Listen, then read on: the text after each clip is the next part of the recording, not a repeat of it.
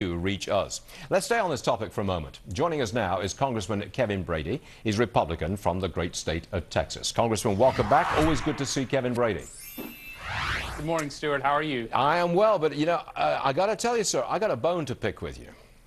This free cell phones, $1.5 billion, is one in a long line of entitlements and giveaways which we don't seem to be able to cut. And I extend criticism to the Republican Party, too, because I've not heard the Republicans come up with a serious plan to rein in what we give people for free. Go ahead, sir. Actually, I agree completely. Oh. Programs like this are crazy, and what perhaps is more crazy is that many in Washington want to raise taxes to pay for these types of programs. I guess the problem is that it's like buying votes, isn't it? If you stand up and say, well, I'm not going to give you home help with your heating bill, your lighting bill, you're not going to get a cell phone, we've got to cut back, we can't afford it, you don't get elected.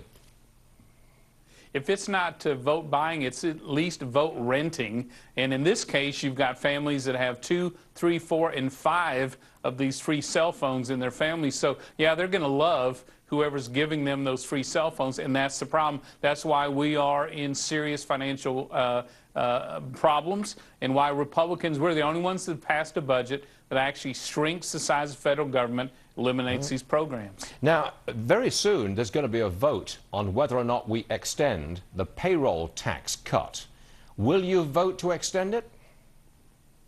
Well, Republicans want to extend it for a full year, as well as the unemployment benefits, and to solve the problem we have reimbursing doctors. But here's the rub, and we really, I think, have started to hit a wall here. One, we think you should extend it, but you should not add to the deficit. So spending cuts to pay for it. And secondly, we think the unemployment system needs to be a 21st century system. It shouldn't be simply sending out checks.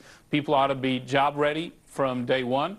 They ought to be encouraged to get a GED if they're lowly educated. We think states ought to be able to more quickly match them with local jobs, but Democrats, in their proposal they gave us yesterday, said a flat no to all of that. Do you think we're going to come right down to the wire all over again with a big fight about whether do we extend the unemployment benefits and extend the payroll tax cut? Is it right down to the wire, big fight?